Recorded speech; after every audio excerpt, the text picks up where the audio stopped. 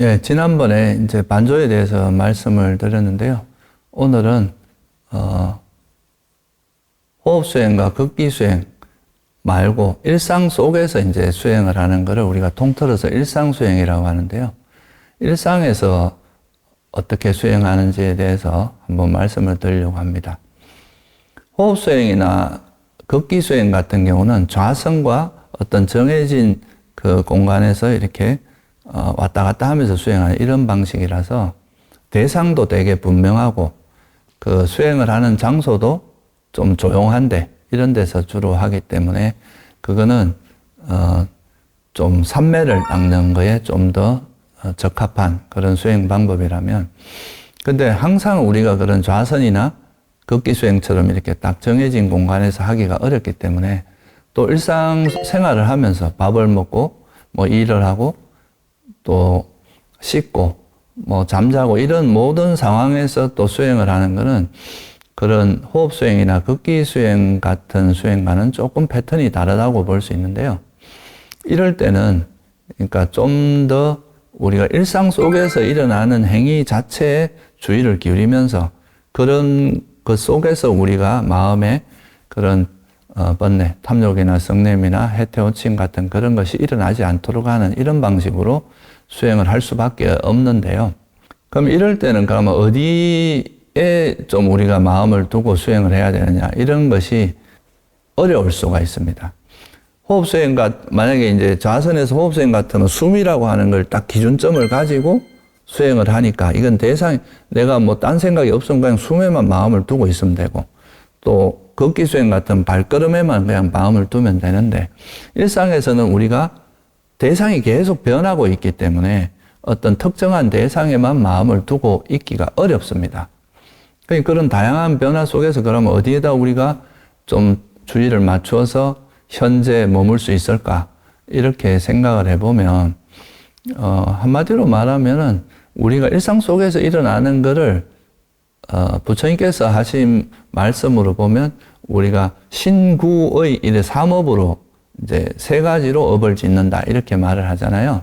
그러니까 몸으로 하는 행위가 있고, 말로서 하는 행위가 있고, 마음으로 짓는 행위, 이렇게 세 가지로 나누어서 설명하는데, 결국은 우리가 일상 속에서 일어나는 행위들이 이제 언행이 중심이 될 수밖에 없습니다. 말과 행동이 중심이 되고, 그리고 그 말과 행동을 할 때 주로 이제 우리 마음이 작용하는 거죠.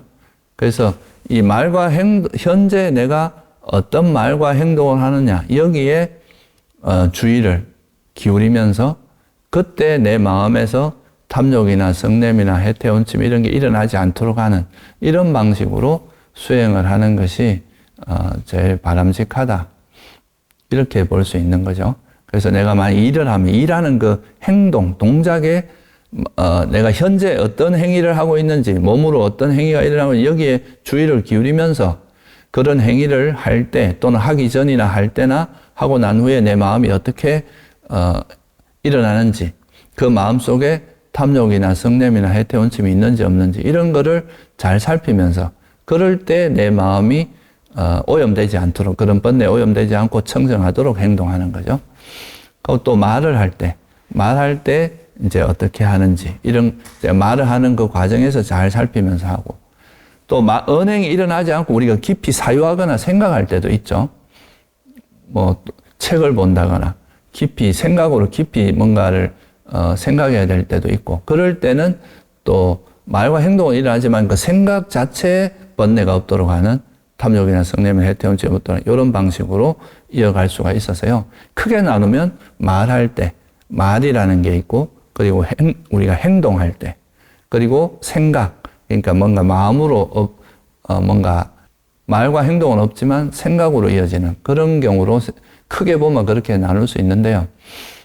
그런 식으로 해서 우리가 좀 나누어서 생각해 보면 접근하기가 조금 쉽거든요. 제일 먼저 우리가 좀 주의 깊게 봐야 될 거는 말이라고 할 수 있습니다. 우리가 말을 할 때 어떻게 하냐에 따라서 이 말이라는 게 굉장히 인간관계에서도 중요하고, 말을 잘못하면 이게 그걸로 인해서 오는 부작용들이 되게 많고, 또 우리가 화가 나거나 뭐 집착이 있거나 이럴 때 그게 주로 말로서 다 드러나는 거라서 마음의 반영이 또 이제 말로서 주로 드러나게 되겠죠. 그죠?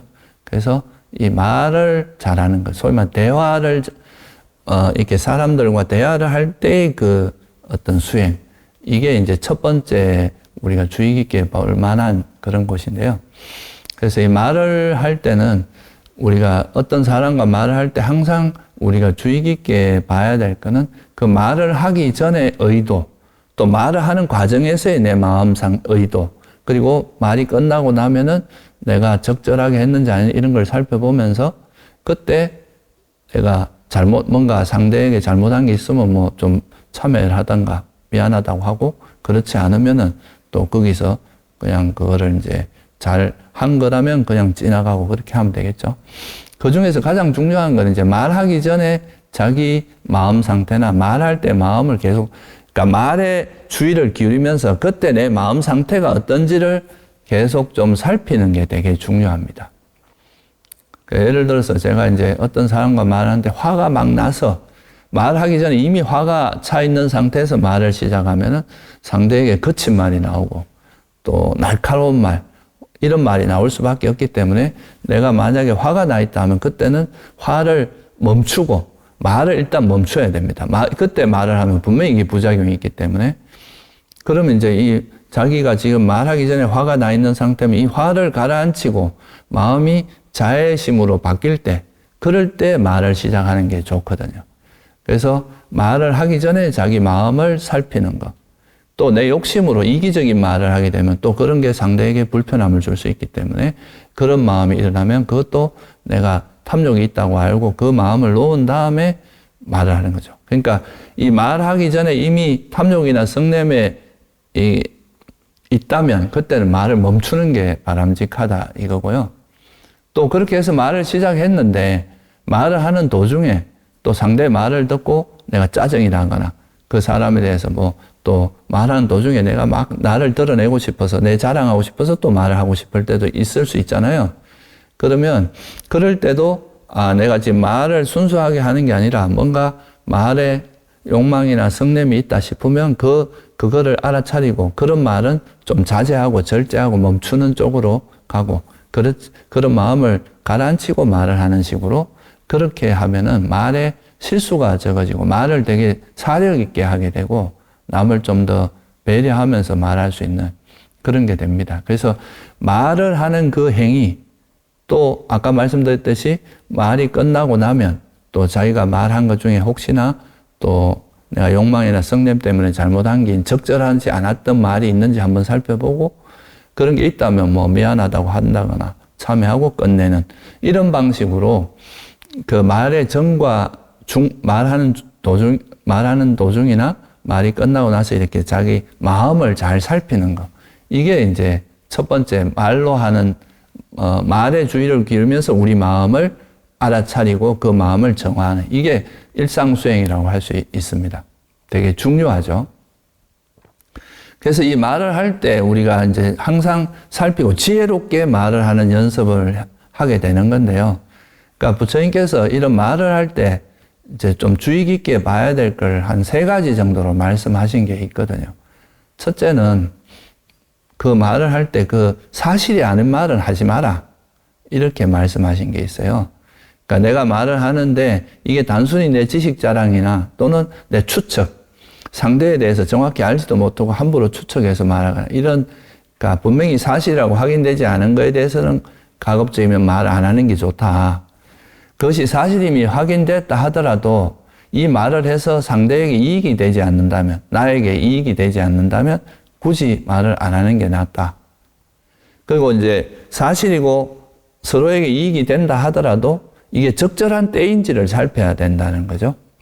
이게 적절하지 않을 때 말을 하면 그게 효과도 없고 오히려 그게 이제 아무리 좋은 의도로 해도 상대에게 불편함을 줄 수도 있기 때문에, 그래서 그런 걸 잘 살피면서 말을 하게 되면 이런 그 자기 마음에 이제 번뇌가 있는지 없는지 살피고 또 이 말을 할 때 이게 적절한지 안 한지 사실인지 아닌지 이런 거를 또 나와 남에게 이익이 되는지 안 되는지 이 행위 자체가 그런 걸 잘 살피면서 하면은 말을 굉장히 사력 있게 하고 남을 배려하면서 하고 이게 문제가 되지 않는, 그걸로 인해서 말로 인해서 더 많은 또 새로운 파생된 번뇌가 생기지 않게 할 수 있기 때문에 이렇게 말을 하면서 자기 마음을 잘 살피면서 하는 것, 이것도 우리가 일상수행에서 아주 중요한 부분이라고 할 수 있습니다. 우리가 그런 말을 하잖아요. 우리가 태어나면서 말의 도끼를 가지고 태어난다고, 말 한마디를 잘못하는 걸로 인해서 생기는 문제들이 되게 많고, 또 그 사람이 말을 하는 방식은 그 사람의 또 마음에 투영된 거라고도 볼 수 있기 때문에, 그래서 그런 거를 잘 이해하면서 자기 말하기 전이나 말하는 도중이나 말이 끝나고 나서 그 말을 잘 살피면서 내 말이 사실인지 아닌지, 또 적절한지 적절하지 않은지, 또 이게 나와 남에게 이익이 되는지, 이런 거를 잘 살피면서 말을 하면은 우리가 말로 인해서 생기는 번뇌들이 없고, 그게 말을 하는 과정에서도 항상 타인에게 이익이 되고 나에게도 이익이 되고 참 배려하면서 말하는 이런 것이 몸에 익어질 수 있습니다. 우리가 아무리 뭐 자선이나 이럴 때 수행이 잘 된다 해도 그게 일상으로 돌아와서 뭐 또 일반 사람들과 똑같이 뭐 그렇게 한다면 그건 수행이 제대로 된다고 볼 수가 없겠죠. 그죠? 그래서 이 자선이나 극기 수행과 일상 수행이 잘 어우러져야 이게 수행이 올바르게 될 수 있거든요. 앉아서만 부처가 돼서는 안 되고 일상에서도 그 마음이 그대로 이어져야 이제 올바른 수행이라 할 수 있겠죠. 그래서 말할 때는 그런 방식으로 하고, 그 다음에 행동할 때는, 그러니까 말이라고 하는 게 되게 중요한 한 파트고요. 또 하나는 이제 행동이죠. 행위. 몸으로 하는 행위. 그래서 몸으로 하는 행위 중에서 제일 대표적인 거, 우리가 먹고 살아야 되니까 공양하는 거. 이게 또 중요한 행위가 될 수 있고, 또 잠을 자지 않으면 살 수 없으니까 잠자는 거. 그 다음 또 우리가 세상을 살아가기 위해서 일을 해야 되잖아요. 일할 때 그러면 어떻게 해야 되나. 이런 것들을 한번 간단히 좀 살펴보면요. 물론 이거 외에도 다른 여러 행위, 여러 그 몸으로 하는 행위들이 있겠죠. 그죠? 근데 그런 거는 요 세 가지를 준해서 이렇게 살펴보면, 우리가 충분히, 유추해서, 이해할 수 있으리라 봅니다. 그래서 특히 이제 공양할 때를 보면은 우리가, 먹어야 이제 생명체는 음식을 먹어야 살아갈 수 있기 때문에 음식을 먹을 때의 또 태도도 되게 중요한데, 우리가 음식이라고 하는 거에는 대체로 이제 식탐, 그러니까 이거를 맛있는 걸 보면은 그걸 계속 더 먹고 싶고 내가 더 많이 먹고 싶은 이런 욕망이 붙을 수 있고, 또 이제 내가 별로 좋아하지 않는 음식 같은 경우는 또 싫어하는 마음이 일어날 수가 있겠죠. 그래서 음식을 먹는, 그러니까 숟가락을 들고 음식을 먹고 씻고 하는 그 행위 자체에 우리가 주의를, 현재 내가 하는 그 음식을 먹는 행위에 주의를 계속 기울이면서 그때 내 마음이 탐욕이나 성냄이나 해태원침에 오염되어 있지 않으면 그대로 그 행위 자체에 우리가 현재 그 행위에 그냥 집중하면 됩니다. 근데 이렇게 먹는 과정에서 내가 만약에 내 마음에 욕망이나 성냄이나 해태원침이 일어난다면 그때는 그걸 알아차리고 그 마음을 없애고 먹는 것. 이게 이제 탐욕이나 성냄이 없이 그 음식을 먹는 것. 이게 또 공양을 할 때 중요한 수행의 과정이라고 볼 수 있습니다. 그래서 우리가 지난번에도 잠깐 언급했지만 음식이라는 건 우리가 그 즐기기 위해서나 그렇게 먹는 게 아니라, 우리가 요즘은 뭐 몸짱을 만들기 위해서 음식을 먹거나 또 이런 뭔가 맛 자체를 즐기기 위해서 식탐을 통해서 이런 게 아니라 우리 몸을 건강하게 잘 유지해서 수행을 하기 위한 거다. 청정 범행을 완성하기 위해서 음식을 먹는 거다. 이래 생각하면 식탐이나 그런 것보다 우리에게 주어진 음식에 감사하면서 만족하면서 좋고 싫은 마음을 좀 버리고 그 음식을 먹으면서 그걸 통해서 내가 이런 음식을 나한테 오기까지의 그런 이제 감사한 마음, 그리고 이 음식을 내가 건강을 잘 유지해서 청정범행을 닦기 위한 거라, 이렇게 생각하고 먹으면 욕망과 성냄 없이 먹을 수가 있겠죠. 그죠? 그러니까 우리 몸은 어차피 영원한 건 아니기 때문에, 아무리 예지중지해도 언젠가는 또 사라질 수밖에 없으니까 이 몸을 건강하게 잘 유지해서 내가 몸이 유지되는 동안에 그래도 최대한 수행도 많이 하기 위해서 그렇다는 그런 자세로 우리가 음식을 수용하면 그게 이제 좀 바람직한 자세겠죠.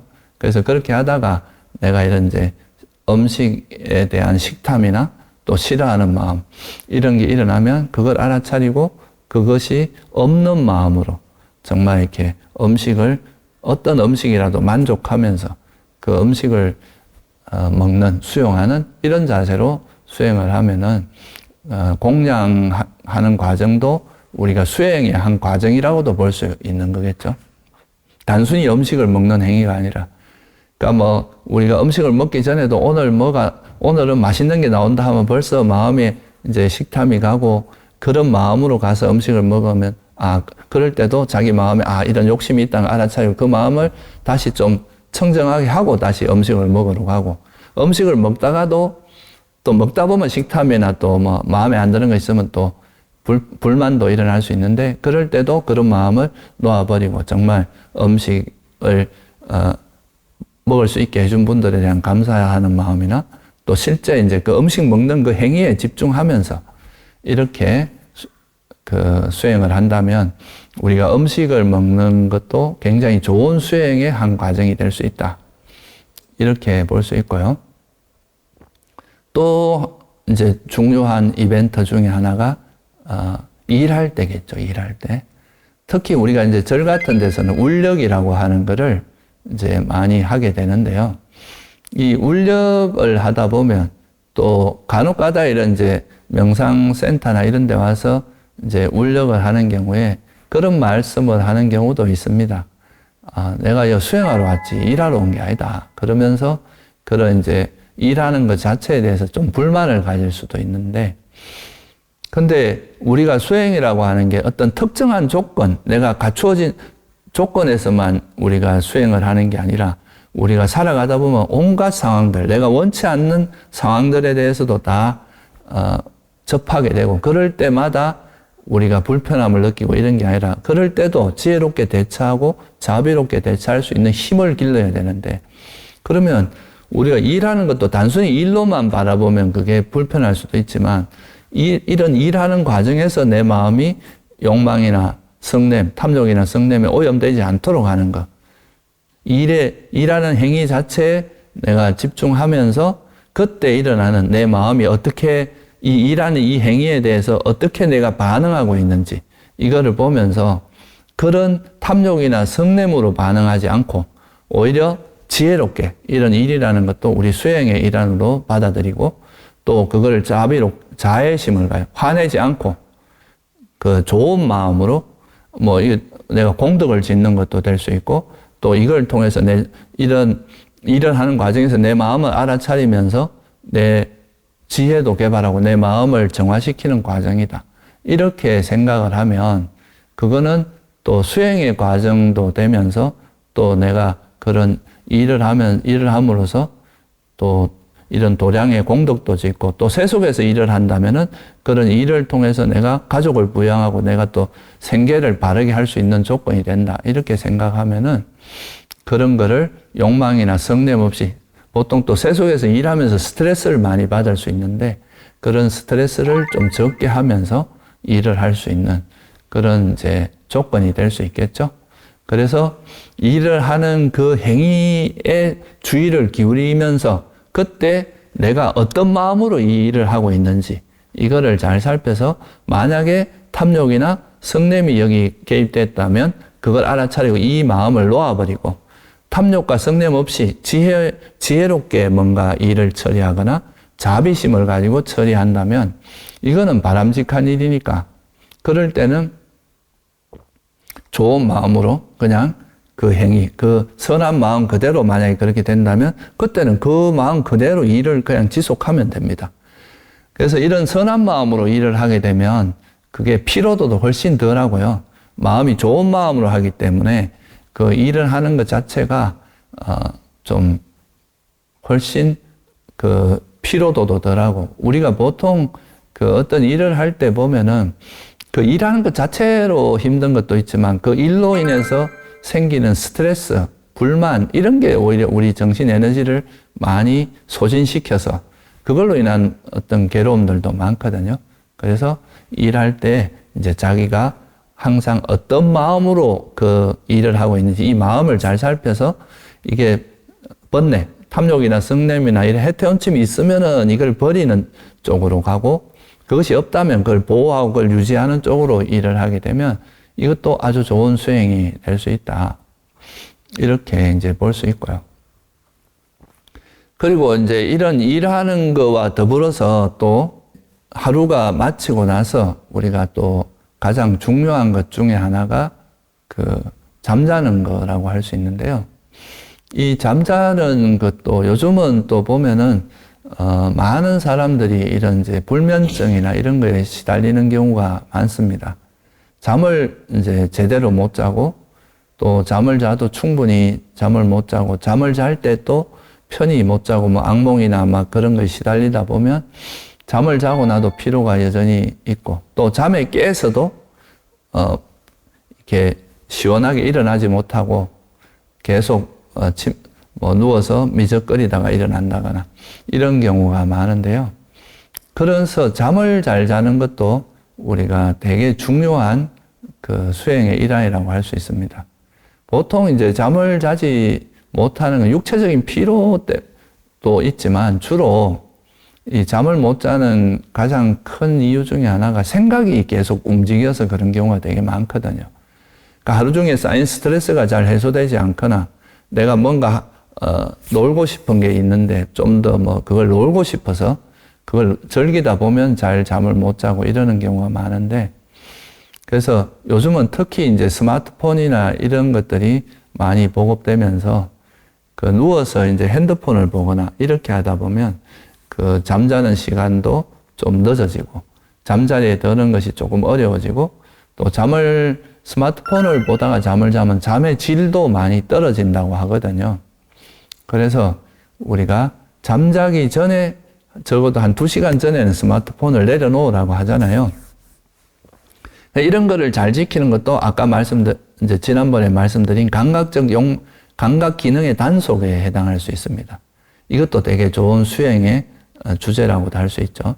그래서 그 이제 어느 정도 잠자기 전에 한 2시간 정도에는 좀 스마트폰을 좀 멀리하고 좀 잠잘 수 있는 마음의 준비를 좀 하는 거죠. 하루를 정리하고 또 가능하다면 잠자기 전에는 생각을 좀 멈추는 수행이라고 할 수 있는 호흡 수행이나 가볍게 이렇게 걷는 이런 걷기 수행 같은 이런 수행을 하면은 일상 이제 하루 중에 계속 이렇게 움직이던 그 생각들이 좀 가라앉으면서 좀 마음이 차분해지면서 잠자기 좋은 마음 상태가 될 수 있기 때문에 잠자기 전에 뭐 한 30분 정도나 잠깐이라도 그게 안 되면 잠깐이라도 좌선 수행을 하는 것을 좀 권장을 드립니다. 그렇게 하면 마음이 이렇게 좀 탐욕이나 성냄 이런 거 없이 착 가라앉은 상태에서 안정된 상태에서 잠자리에 들면 잠도 좀 편히 잘 수 있고 또 화가 없는 마음으로 잠을 자면은 잠의 질이 높아진다고 하잖아요. 잠이 훨씬 더 깊이 자고 악몽을 꾸지 않고 그렇게 되기 때문에 잠을 자는 동안에는 우리가 어째 할 수 있는 게 별로 없습니다. 근데 잠자기 전과 잠에서 깨어난 후에 그때 우리가 계속 뭔가 일어나지 못하고 그 누워있는 거를 즐기고 있고 이런 게 바로 해태원침에 해당하거든요. 그런 것이 없이 잠자리 일어나면 바로 이렇게 깨어나서 정신적으로 깨어나서 바로 이제 뭐 숨을 알아차린다거나 일어나서 잠시 이렇게 경영을 한다거나 아니면 자기 일어난 때 그 몸의 행위를 몸의 행동에 주의를 기울이면서 화장실 가고 씻고 하는 그거를 좀 알아차리면서 일어난다거나 이렇게 일어나서는 해태원침이 좀 적게 정신 차리고 일어날 수 있는 그런 게 또 수행에서 되게 중요한 부분이고요. 잠자기 전에는 가급적이면 이제 탐욕이나 성냄을 좀 가라앉혀서 생각을 가라앉히면서 좀 마음이 고요해지고 편안한 상태에서 잠드는 쪽으로 수행을 좀 하고 또 깨어나서는 눈 뜨자마자 바로 또 스마트폰을 들거나 막 이런 게 아니라 일어나면 또 뭐 숨을 좀 알아차리면 수행을 하거나 가볍게 걸으면서 경행 수행을 하거나 걷기 수행을 하거나 아니면 일어나서 바로 몸을 좀 움직이면서 화장실 가서 씻고 좀 정신을 깨어나거나 이런 것들이 그 편안함을 즐기면서 해태오템에 빠져 있는 그런 거를 좀 방지하고 이제 하루를 상쾌하게 시작할 수 있는 그런 좋은 그 수행이 됩니다. 그래서 보통 이제 하루의 시작과 잠자기, 하루의 마무리를 수행으로 하게 되면 그게 우리 정신 건강에 굉장히 도움이 많이 되거든요. 잠자기 전에 잠깐이라도 자선을 하면서 숨을 통해서 마음을 좀 가라앉히고 눈 뜨자마자 잠깐이라도 앉아서 숨을 좀 알아차리면서 정신을 좀 깨어나게 해서 또 시작하고 이런 것도 상당히 권장드릴 수 있는 그런 방법이라고 할 수 있습니다. 그렇게 하면 수면의 질도 높아지고 그 하루를 좀 더 활기차게 그러니까 잠을 자면서 우리가 피로 회복을 해야 되는데 그 회복이 잘 안 되면 계속 피로가 누적되니까 그런 것도 잠을 잘 자기 위해서 준비도 하고 마음을 어떻게 준비하고 깨어나서 어떻게 할 건지 이런 거를 잘하는 것도 우리가 일상 수행에서 굉장히 중요한 부분이라고 할 수 있습니다. 이 외에도 여러분들이 뭐 출퇴근할 때 뭐 또는 학교에 등교하거나 이럴 때 그때 또 우리가 길을 가면서 주변을 두리번거리고 막 이렇게 온갖 생각들로 번져 나가기가 쉬운데 그럴 때도 자기가 걸어가는 그 행위 자체에 좀 주의를 기울이면서 좀 더 내가 그런 쓸데없는 거에 마음이 가지 않도록 자기 마음을 잘 단속하면서 가는 이런 것도 되게 중요합니다. 그래서 일상 수행에서 특히나 이제 언행, 말과 행동을 할 때 그 말을 할 때와 행동하는 거기에 주의를 기울이면서 그때 내 마음이 소위 말해서 그런 탐욕이나 성냄에 오염되지 않도록 항상 내가 말을 할 때의 내 마음 상태, 행동할 때의 자기 마음 상태를 계속 살피면서 이제 행동하고 언행을 하는 것. 이게 사실 일상수행에서 큰 원칙이라고 할 수 있습니다. 그래서 우리가 몸으로 짓는 업과 말로 짓는 업을 청정히 하는 거거든요, 이게. 거기에 번뇌가 물들지 않도록 그 업을 짓는 거는 우리 마음으로 짓는 거라서 이렇게 말을 할 때의 자기 마음 상태, 행동할 때의 마음 상태, 이걸 잘 살피면 우리가 항상 좀 건강한 마음으로 언행을 할 수 있는 말과 행동을 잘 할 수 있게 되고 또 언행을 말과 행동을 조심하는 게 또 우리 마음을 정화시켜 주는데 되게 또 도움이 됩니다. 그러니까 자기가 잘 모르더라도 우리가 예를 들면 계를 지키는 게 언행을 조심하는 거거든요. 그 오계가 이제 결국은 오계를 잘 지키는 것이 결국 우리 마음이 오염되지 않도록 예방시켜 주는데 굉장히 또 좋은 역할을 합니다. 그래서 언행을 잘하는 것이 우리 마음을 또 청정하게 해주고 또 마음을 잘 쓰면은 말과 행동이 또 청정하게 된다. 그래서 이것이 바로 이제 일상에서 가장 중요한 부분 중에 그 수행의 과정이라고 볼 수 있고요.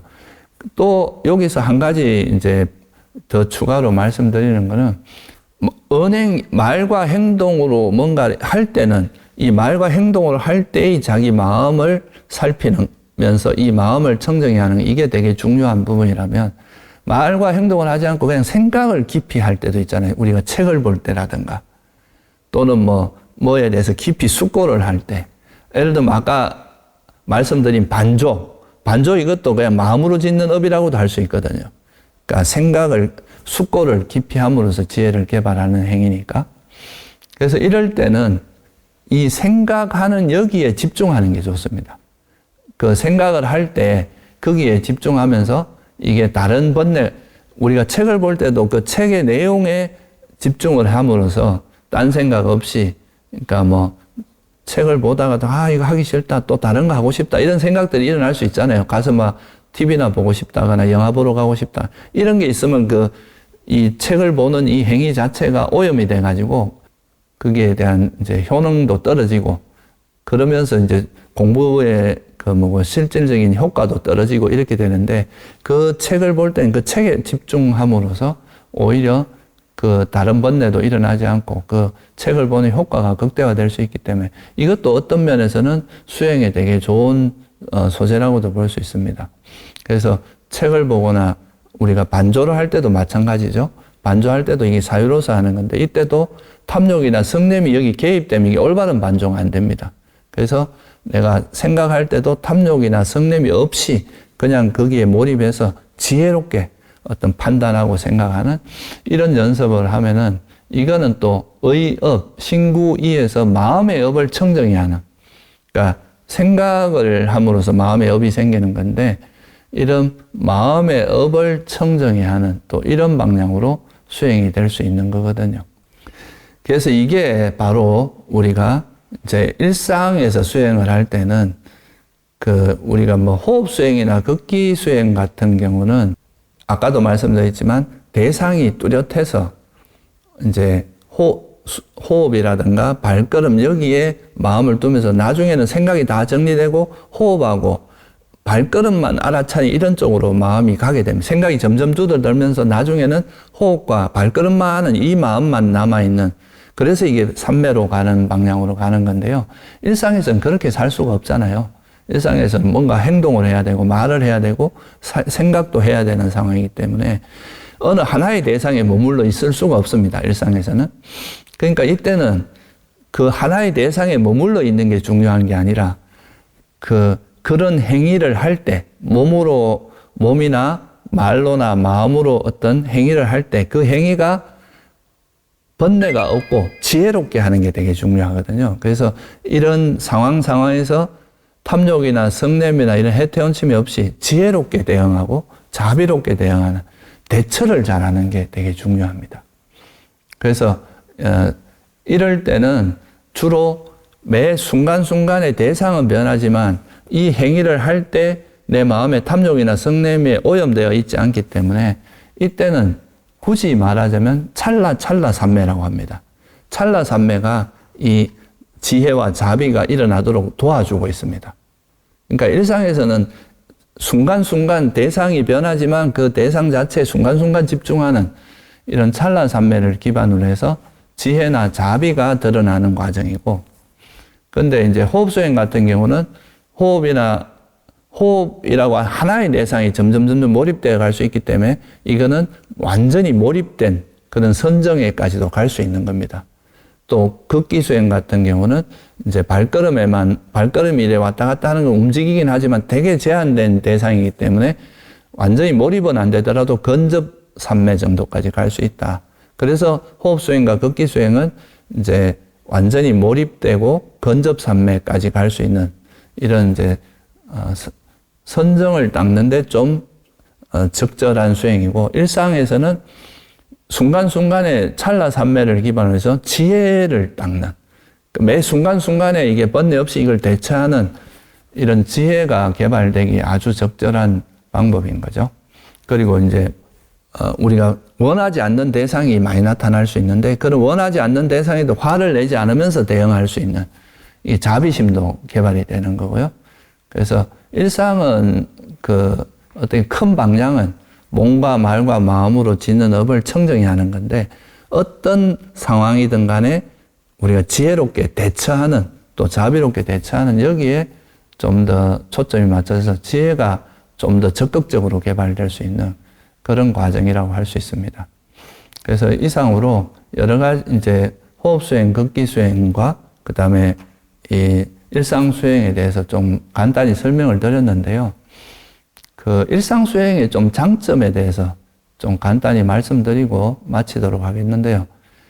우리가 호흡수행이나 극기수행은 이렇게 좀 안정된 공간에서 수행을 하고 또 특정이 이렇게 좀 주변의 자극도 상대적으로 적은 곳에서 수행을 하기 때문에 아무래도 좀 더 안정적으로 수행을 할 수 있고, 그런데 일상수행은 좀 더 다양한 상황, 다양한 환경에서 접근하기 때문에 호흡수행이나 극기수행에서 나타나지 않는 자기 원래 습관적인 모습이 나타나기가 되게 쉽습니다. 그러니까 자선 위주로 수행하는 사람들은 자기한테 자기의 실제 모습을 보기에 좀 한계가 있을 수도 있어요. 그러니까 왜냐하면 자선 때는 뭐 큰 자극이 없으니까요. 근데 일상수행으로 돌아오면 굉장히 다양한 자극들이 있습니다. 내가 되게 보기 싫은 상황도 봐야 되고, 또 내가 되게 좋아하는, 마음에 드는데 좀 홀리기 쉬운 상황도 많고, 그 다양한 경계를 접하기 때문에 난이도가 좀 더 높다고도 할 수 있거든요. 그러니까 그런 상황에서도 우리가 그런 다양한 환경 속에서도 내가 번뇌가 일어나지 않고 그 내 마음을 평온하게 유지하고 지혜롭게 대응한다는 것은 쉽지 않은 일이거든요. 그러니까 이런 상황에서는 좀 더 우리가 지혜가 다양하게 개발될 수 있고 좀 더 적극적으로 개발될 수 있는 그런 장점이 있습니다. 그리고 순간순간의 상황 대처 능력도 뛰어나지고 판단력도 좀 더 뛰어나지는 그런 아주 큰 장점이 있는 거죠. 그러니까 이게 뭐 굳이 비유를 하자면 마음의 근육이 좀 더 강해지는 거죠. 좌선만 위주로 하면요. 또 일상으로 돌아오면 이게 수행이 금방 깨지기 쉽습니다. 그런데 일상에서 우리가 이런 마음을 항상 알아차리면서 그런 번뇌에 오염되지 않는 연습을 하면 아주 그 수행이 탄탄한 수행이 될 수 있다는 거, 그게 있고요. 또 한 가지는 우리 마음에서 잘 드러나지 않는 번뇌가 일상 속에서는 잘 드러나거든요. 그러니까 자선 때는 잘 모르던 게 내가 어떤 사람을 대하거나 어떤 특정한 상경에 부딪히면 그때 막 화가 되게 강하게 일어나거나 내 자존심이 건드려지는, 보통 자선은 혼자 하는 수행이지만 이 일상에서는 관계가 들어가거든요. 관계 속에서 내가 어떨 때 막 화가 많이 일어나고 집착이 강하고 그런 것들이 되게 적나라하게 드러나면서 평소에 자기가 보지 못했던 자기의 잠재 성향, 습관 이런 게 드러나기 때문에 이런 일상 속에서 사실은 오히려 좌선보다 실전적인 공부가 된다는 거예요. 실전적인 수행이. 그 내가 좌선이나 극기 수행에서 닦았던 그 마음의 힘이 일상에서 자기를 보호해주고 지키는 쪽으로 가게 되고, 일상에서 단련되지 않으면 이 수행의 힘이 좀 약합니다. 그래서 이런 일상 속에서 자기의 진짜 본질 풍광이 잘 드러나고, 이 일상에서 그때 자기의 어떤 그 번뇌들이 자주 등장하기 때문에 그걸 통해서 그 패턴을 알게 돼. 이 패턴을 통해서 이제 자기 습관이나 잠재 성향 이런 게 드러나거든요. 그러면 이런 고질적인 번뇌들이 드러나면서 내가 이런 부분에서 자만이 많고 내 견해에 대한 집착이 많고, 그러면 그런 것들을 보면서 이런 걸 극복하는 과정에서 진짜 공부가 될 수 있다. 그래서 이 일상수행은 꼭 필요한 수행이다. 일상수행을 등한시하면 이 수행이 반쪽 수행밖에 안 되기 때문에 이게 굉장히 중요하다고 할 수 있습니다. 그래서 이 호흡수행, 그 다음에 극기수행, 그리고 일상수행, 이 세 가지가 잘 조화를 이루어야 우리가 수행이 좀 전인적인 수행이 되고요. 모든 면에서 잘 갖추어진 수행이 되고, 그렇게 함으로써 우리 마음을 잘 보호해서 이 마음이 그런 번뇌에 물들지 않게 되면 이제 이런 번뇌가 줄어들면 줄어들수록 우리 삶은 좀 더 건강해지고, 그걸 통해서 우리 마음의 평화나 행복이 올 수 있는 거라서 간단하게 말씀드렸지만 요 세 가지는 결국은 우리 이 세 가지를 잘 실천함으로써 우리가 되게 정신적으로 건강하게 살아갈 수 있는, 또 이 마음이 건강해지기 위해서는 또 몸도 관리를 잘 해야 되거든요. 그래서 이런 것들이 잘 조화롭게 몸과 마음이 건강하게 살 수 있는 그런 방법이니까 이 세 가지를 가능하면 여건이 된 대로 열심히 한번 실천해 보시기를 바랍니다. 예, 그동안 수고하셨습니다. 예, 이상으로 마치겠습니다.